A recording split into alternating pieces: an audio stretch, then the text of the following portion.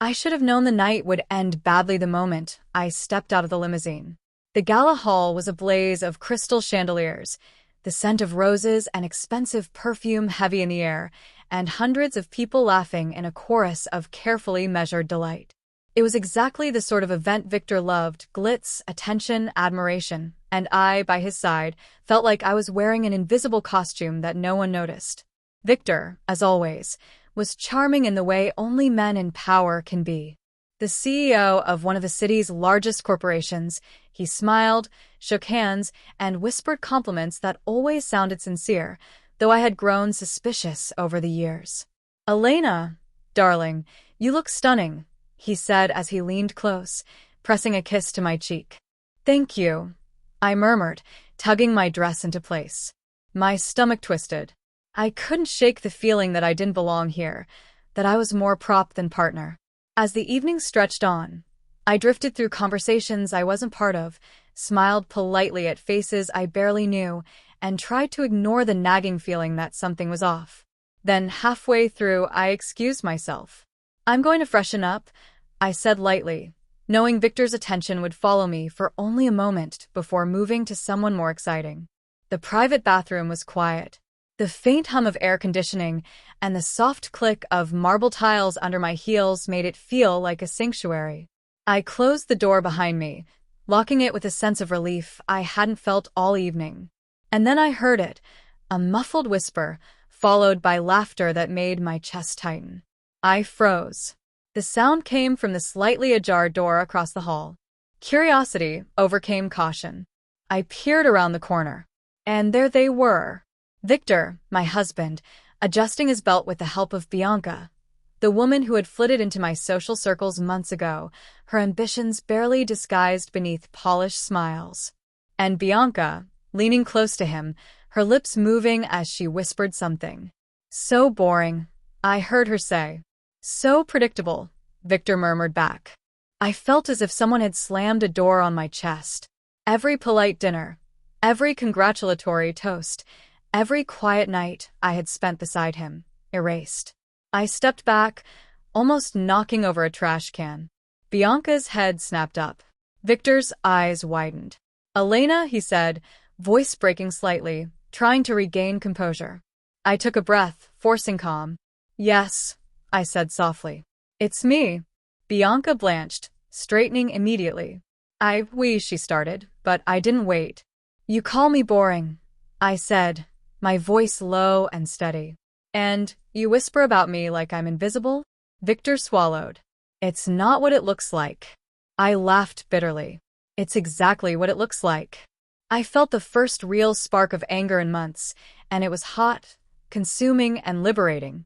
"You know, I used to think this was love," I continued, stepping fully into the room. "I guess I was wrong." I turned and left, ignoring Victor's calls of my name, ignoring Bianca's horrified expressions.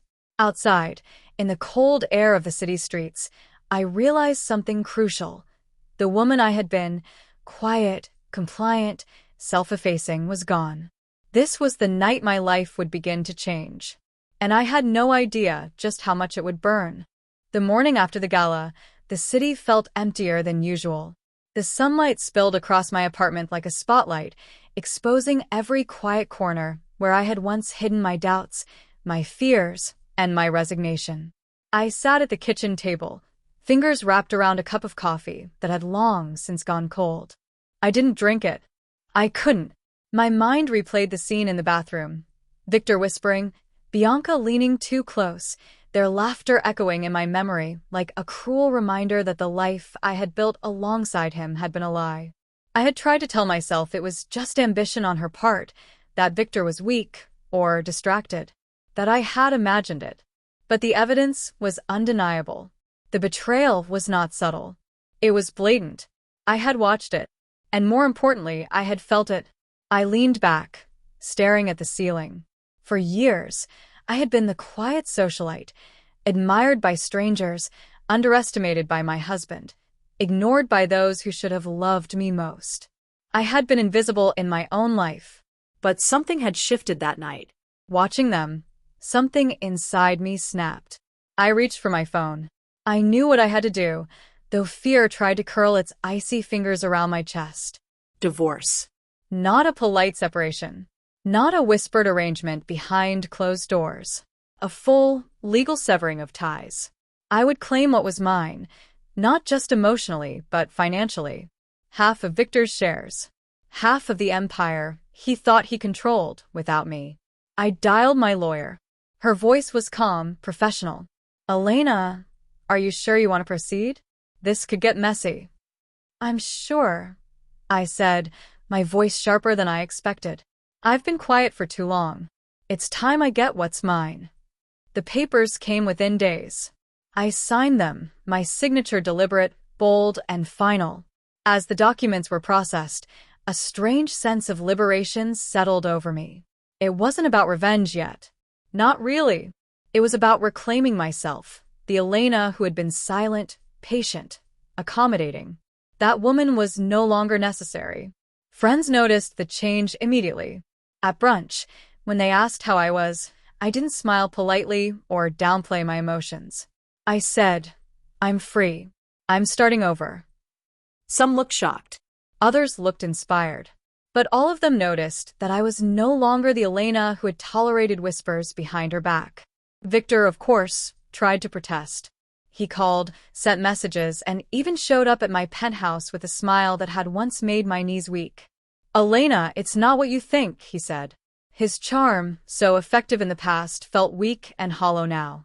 I let him finish, then looked him directly in the eyes. It's exactly what I think, Victor. And I'm done thinking small. For weeks, I immersed myself in the city, in business news, and in meetings that were mine alone.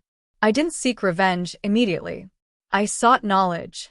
I observed patterns, learned the weaknesses in the markets, and most importantly, I observed Victor, his arrogance, his blind spots, the way he underestimated people like me. And for the first time, I realized I could be more than just the quiet wife. I could be the storm he never saw coming. By the end of the month, Elena, the woman who had smiled politely at galas, who had been whispered about behind closed doors, had disappeared. In her place stood someone sharper, someone bold, someone who knew that betrayal could be a beginning, not an end. And that realization, small at first, felt like power. I wasn't just going to survive this divorce. I was going to transform. I didn't recognize the woman staring back at me in the mirror that morning. Gone was the hesitant, polite Elena who had once smiled at Victor's charming lies and accepted the whispers behind her back. In her place stood someone sharper, harder, someone who refused to be overlooked again. I traced the edge of my jawline with a finger, feeling the tension there. Every line on my face, every shadow beneath my eyes, carried the weight of betrayal, but it also carried clarity. Betrayal, I realized, wasn't just pain. It was a lens. And through it, I could see everything I had ignored, every opportunity Victor had blinded me to. I made a list that day, a list of everything I wanted, everything I deserved. Not revenge. Not destruction. Power. Control. Respect. My name on the contracts. My signature on the boardroom papers. My choices unchallenged. The first step was knowledge. I immersed myself in Victor's world, reading reports, analyzing financial statements, understanding the empire he thought he ran flawlessly. And for the first time, I understood it better than he did. Weeks passed. I started attending meetings on my own. Board members, investors, and financial advisors looked at me as if I had stepped out of a different world, confident, assertive, dangerous. I spoke in terms they understood: strategy, profit margins, leverage. I left no room for dismissal. One evening, Victor tried to corner me in our shared penthouse. Elena, you don't need to do this, he said, his tone more pleading than commanding. We can work this out. I laughed, soft but cutting. Work what out, Victor? You've been working against me for years. And now, finally, I'm working for me. He frowned.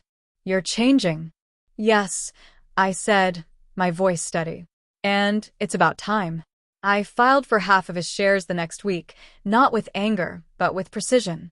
Each document I signed, every clause I read and corrected, was a declaration. I was no longer invisible.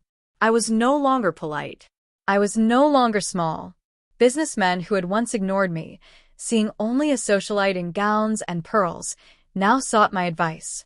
They came with opportunities, unaware that I had transformed betrayal into strategy. I used their underestimation as fuel, learning quickly how to maneuver the board, the shareholders, and the media without exposing my personal scars. By the end of the month, Elena's transformation was evident to everyone, most of all to Victor. He tried subtle intimidation, meetings designed to remind me who was in charge, whispers at gala dinners meant to belittle me. But each attempt only reinforced my resolve. Every time he underestimated me, I moved faster, smarter, sharper. One night, after a long day of reviewing contracts, I poured myself a glass of wine and stood by the window, looking out over the city lights. The skyline sparkled with potential, and I realized I wasn't just watching it anymore. I was shaping it. Every decision, every calculated move was mine. A new power had awakened in me, one that did not rely on charm, beauty, or the approval of a man. This power was cold, precise, and unstoppable. And I smiled because I knew Victor had no idea what was coming. The quiet, polite socialite he thought he knew had disappeared. In her place stood Elena, fierce, strategic, and ready to claim everything that was hers. The first time I walked into Victor's office with my own lawyer at my side, I felt a thrill that had nothing to do with revenge. It was clarity. For years, I had sat quietly while he made decisions, signed contracts, and took credit for ideas I had quietly contributed to. Now, I was here not to beg, not to justify, but to claim what was rightfully mine. Victor looked up from his desk, his eyebrows raised in surprise, and for a brief, delicious moment, I saw panic flicker behind his carefully constructed calm. "Elena," he said, standing quickly, trying to mask his unease. "I didn't expect you here with legal counsel." I interrupted, my voice firm. "And I expect full transparency, Victor. We're finalizing the share transfers today." He ran a hand over his face. "This is unnecessary. You don't need." "I do," I said, holding his gaze. "It's my choice. And it's overdue." My lawyer handed over the documents. I signed each sheet with deliberate precision. Every stroke of the pen felt like a declaration. I was no longer someone's accessory, someone's overlooked spouse. I was a force to be reckoned with. Victor stood frozen, his hands on his desk. The words he wanted to say caught somewhere between pride and frustration. Finally, he said, "You've changed." "I have," I replied, smiling faintly. "And so has your understanding of me." That evening, alone in my apartment, I reviewed the board reports I had requested. I studied weaknesses I had once ignored, oversights Victor had made, and the opportunities he hadn't noticed. My mind raced with possibilities, acquisitions, shareholder leverage, strategic shifts. For the first time, the empire he thought untouchable felt within my grasp. And then there was Leo, Victor's estranged brother, long dismissed as the black sheep of the family. I hadn't seen him in years, but I remembered his sharp eyes, his uncanny understanding of people, and, most of all, the way he had quietly admired me even as a child. I called him that night. "Elena?" His voice was cautious, tinged with curiosity. "I need an ally," I said. "Someone who sees the same picture I see. Someone who's been underestimated, like me." A pause. "Then, I thought you'd never call." We met the next day in a quiet, unassuming cafe. The kind of place where nobody would recognize us. He slid a folder across the table, financials, contracts, weaknesses, and potential moves. "I've been waiting for someone like you," he said. "Someone who can turn what's been overlooked into leverage." I looked at him, a thrill running through me. Together, we would not just challenge Victor, we would reshape the board entirely. For the first time, I felt strategy coursing through my veins like electricity. Every plan I had silently imagined now had a partner, and every opportunity for power was within reach. As weeks passed, we moved discreetly, building alliances, identifying weaknesses, and gaining supporters among the board. Victor remained unaware, thinking his control unshakable. Every time he underestimated me, I smiled behind closed doors, knowing the tides were turning. The woman who had once ducked into bathrooms to hide tears, the woman who had felt invisible at galas, was gone. In her place stood someone patient, strategic, and unstoppable. By the time the first official board vote arrived, Elena, once the quiet socialite, now a decisive, confident woman, was no longer just Victor's wife. She was a contender, a leader, a threat. And I liked the feeling of being feared. Victor never saw it coming. That was the thing about underestimating people. It left them blind until it was too late. And he had underestimated me and Leo in every possible way. The first warning signs were subtle. Board members who had once nodded at Victor's every word started asking questions during meetings. Investors, previously loyal, began requesting clarifications that exposed cracks he had ignored for years. I watched quietly from the back of the room, letting every skeptical glance and every uncertain murmur work in my favor. Victor stormed into the office one afternoon, red-faced, slamming his hand against a conference table. "What's happening?" he demanded, voice trembling with anger. "Why are the investors asking questions about my decisions?" I sat calmly, arms crossed. "Maybe because they're finally seeing the full picture," I said. My voice was steady, measured. I didn't rise to his anger. I didn't flinch. I was above it. "You're undermining me," he shouted, pacing the room. "I'm reclaiming what's mine," I replied. And for the first time, the words didn't feel like a threat. They were a statement of fact. Leo, ever calm and calculating, stepped beside me. "We're not undermining you, Victor," he said. "We're correcting oversights. Strategic moves you didn't notice." Victor's face twisted with disbelief. "You've been working together?" I smiled faintly. Yes. "And it seems to be working." Over the next few weeks, we carefully orchestrated the takeover. I used my shares, Leo his knowledge of the family dynamics, and together we formed quiet alliances. Every move we made was deliberate, no rash decisions, no flashy attacks. Just precision. Victor tried to counter us. Meetings were stormy. Emails turned into arguments. And yet, for every move he made, we were already 3 steps ahead. His arrogance blinded him. He thought his family name was enough to protect him. It wasn't. One evening, as Victor stared at a board report showing declining support for his initiatives, he finally said what he had been refusing to acknowledge. "Elena, what are you doing to me?" I leaned back in my chair, calm and collected. What I should have done years ago, taking control of my life and my future. Leo nodded beside me. It's about time someone put the empire in capable hands. By the time the next board vote came around, Victor's control was symbolic at best. His loyalists had dwindled. His confident smirk had vanished. Elena, the woman he had underestimated, now stood as a strategic force, backed by Leo and an array of allies he had never seen coming. The final blow came quietly. During the vote, I watched as the numbers fell in our favor, one by one. Victor's protests went unheard. His arguments, once decisive, now sounded hollow. When the tally was announced, the room was silent except for murmurs of approval for our leadership. Victor looked at me, disbelief and anger in his eyes. "How?" he stammered.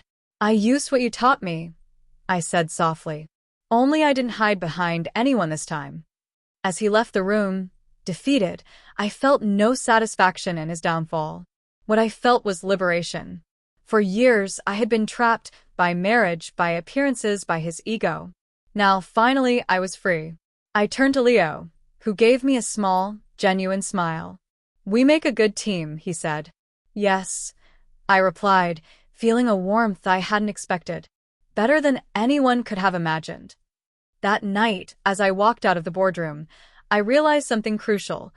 Power wasn't just about control. It was about understanding, timing, and courage. And for the first time, I had all 3. Elena was no longer the quiet wife. She was a woman reborn, unstoppable, and ready to build her own empire. This time, on her own terms. It felt strange at first, not needing to look over my shoulder. The empire that had once seemed untouchable to Victor now lay open before me and Leo. And yet, the power wasn't intoxicating. It was purposeful, precise. It demanded attention, strategy, and loyalty, not theatrics. Leo and I met early the next morning, in the same quiet cafe where we had first plotted our moves. The city outside hummed with life, indifferent to the battles that had been won within its walls. He slid a folder across the table, the edges worn, the contents meticulous. "Everything we need is here," he said. "Plans, potential board shifts, alliances we can form. It's all within reach." I glanced at him, studying the man who had been the shadow of Victor, always overlooked, always underestimated. But I remembered him differently too, the boy who had always believed in me when I was invisible, who had never judged me for being quiet, for being patient. There was a steadiness to him, a confidence tempered by experience, that made him the perfect partner. "We'll need to act decisively," I said. "Subtlety has its place, but timing is everything." He nodded, his eyes bright with calculation. "I've already spoken to a few key board members quietly. They're ready to support us if we lead with a clear vision." I leaned back, letting the information settle. In my first life, I had been cautious, polite, careful not to disturb the balance. But this time, I understood. Those who hesitate are left behind. Those who act with clarity command respect. For weeks, we worked together, a rhythm forming naturally between us. Mornings were spent reviewing financials, strategizing moves, and predicting Victor's likely reactions. Afternoons were for quiet meetings, building alliances, convincing skeptics. Evenings were for reflection, understanding how each decision would ripple across the company and the city. Victor, of course, noticed changes, but by then it was too late. He tried to charm, to intimidate, to negotiate, but the board no longer answered to him. His influence had waned like a candle in the wind. One evening, after a long day of planning, Leo leaned back in his chair and studied me over a cup of coffee. "You've changed, Elena," he said quietly. "You've always had the drive, but now you're unstoppable." I smiled faintly. "I learned from betrayal," I replied. "I learned that strength isn't just about force. It's about strategy, patience, and knowing exactly when to strike." He reached across the table and tapped the folder. "And now, we're unstoppable together." There was a tension in the air, a sense of possibility, but also of danger. Victor could never truly forgive me, and the city would watch us carefully.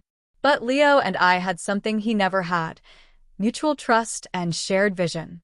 For the first time, I wasn't just reclaiming what had been stolen. I was building something entirely new. A company reshaped, a strategy refined, and a partnership forged from years of shared understanding and unspoken loyalty. And in the quiet moments, when the city lights flickered like stars outside the cafe windows, I realized something else. This alliance wasn't just about business. It was about recognition, respect, and finally, being seen for who I truly was. Leo smiled, as if reading my thoughts. "Ready to take the next step?" I set my cup down, determination in my eyes. "We've already begun," I said. "And there's no turning back now."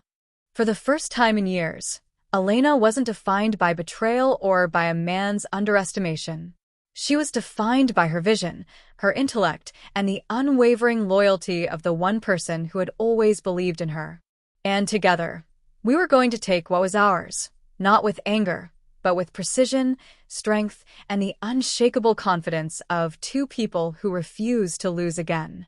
The first time I felt the true weight of what Leo and I had accomplished, I was standing in the boardroom, watching the city lights reflect across the polished glass.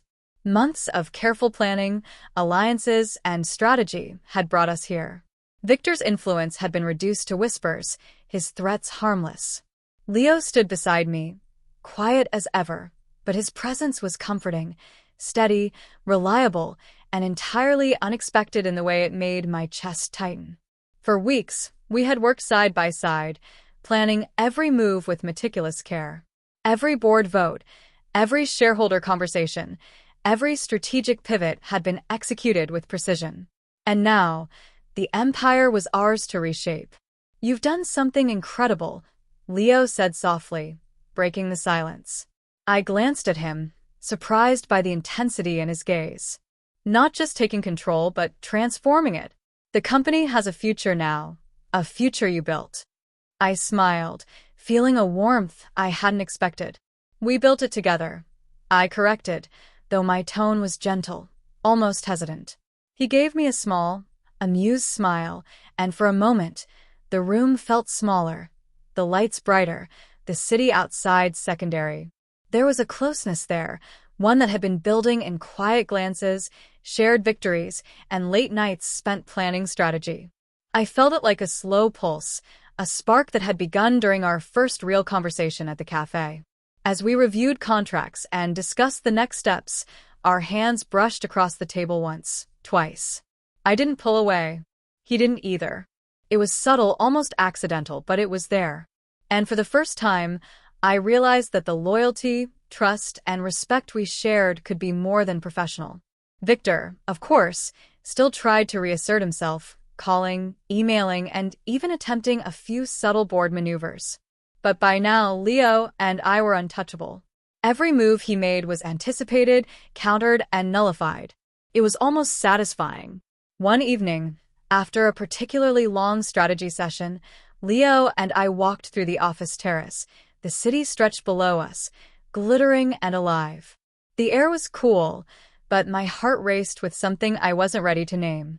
"You know," he said, leaning against the railing beside me, "I've always believed in you, even when you didn't believe in yourself." I glanced at him, and for a second, I saw the boy I had known as a child, the quiet, observant Leo who had silently admired me, and the man he had become, loyal, intelligent, patient, and unexpectedly bold. "I'm starting to believe in myself now," I admitted softly. "And it's easier with you here." He looked at me then, really looked, as if seeing something he had been waiting for. "You don't know what you do to me," he said quietly, almost a whisper. "I've admired you for years, Elena. And now, I'm terrified you'll notice." I laughed, a soft, genuine laugh, feeling a flutter of warmth in my chest. "Notice what?" I teased gently, though my eyes lingered on his. "Everything," he replied simply. And in that moment, the tension that had existed between us, trust, respect, admiration, began to shift into something deeper, something unspoken, yet undeniable. We stood together in silence, watching the city lights, feeling the weight of everything we had achieved. The empire had been rebuilt, stronger than ever. And as I realized how much I trusted Leo, how much I needed his presence beside me, I also realized that the next chapter of my life might not just be about power and revenge, but something more. Something that could be dangerous and exhilarating in the best way. By the time the final board vote took place, I felt an unfamiliar calm settle over me. The months of planning, patience, and calculated moves had brought us to this point. Victor's influence was a shadow of what it had been. Every attempt at intimidation, every desperate plea, every smug confidence he had carried for years had crumbled quietly, efficiently, under the weight of strategy and precision. Leo stood beside me in the boardroom, as always steady, exuding confidence without arrogance. I caught his gaze across the table, and for the first time in months, I allowed myself to smile, not the polite smile I had once offered Victor at galas, but a real one. "We're ready," Leo whispered, as if reading my thoughts. I nodded. "Let's finish this." The vote was swift. Shareholders, now fully aware of our vision and leadership, aligned with us unanimously. Victor's protests, though loud and furious, were meaningless. The room was quiet when the results were announced. Elena and Leo, fully recognized as the new leaders, with control of the company consolidated. Victor's face was pale, his jaw tight. He looked at me, disbelief flashing in his eyes. "How?" I leaned back in my chair, calm and unapologetic. "I stopped being invisible," I said simply. "I stopped letting you write my story. I chose me." As he left the boardroom, defeated, I realized I didn't feel triumph in his downfall. I felt relief. Freedom. The weight of years of restraint and betrayal had finally lifted. Leo stepped closer, his hand brushing mine ever so slightly. "We did it," he said, his voice quiet but firm. "Yes," I agreed, feeling a warmth in my chest I hadn't expected. Together. We left the boardroom and walked out onto the terrace. The city sprawled beneath us like a glittering sea. The air was crisp, the night alive with possibilities. For months, our partnership had been about strategy, trust, and mutual respect. But standing beside him now, I could feel the unspoken truth simmering between us, a connection that had grown quietly, built on years of understanding, admiration, and subtle, unacknowledged feelings. Leo turned to me, his eyes searching mine. "You've changed everything, Elena," he said softly. "Not just the company, but me. You've made me believe in what we can do together." I laughed lightly, my heart pounding. "And you've made me believe in more than just business." He stepped closer, the tension between us palpable. "I've waited a long time to tell you this," he admitted, his hand brushing mine deliberately this time. "I've always loved you, Elena. I just never had a chance to show it." The city lights reflected in his eyes, and in that moment, I realized I didn't need to hide my feelings anymore. I had fought for control of my life, reclaimed my power, and now I could embrace the parts of my heart I had kept buried. Without a word, I closed the distance between us. His hand found mine fully, and I felt the warmth of him, steady and sure. Our lips met in a soft, lingering kiss, not rushed, not desperate, but deliberate, a promise and acknowledgement of everything we had endured, built, and discovered together. Pulling back slightly, I rested my forehead against his. "We're unstoppable," I whispered. "Yes," he murmured, a smile tugging at his lips. "Together always." For the first time, I believed it. I wasn't just Elena, the socialite, the quiet wife, or the woman who had been betrayed. I was Elena, powerful, confident, and finally in love with the man who had always believed in me. The empire had been rebuilt. My heart had been rebuilt. And this time, I had chosen everything I wanted for myself and with him.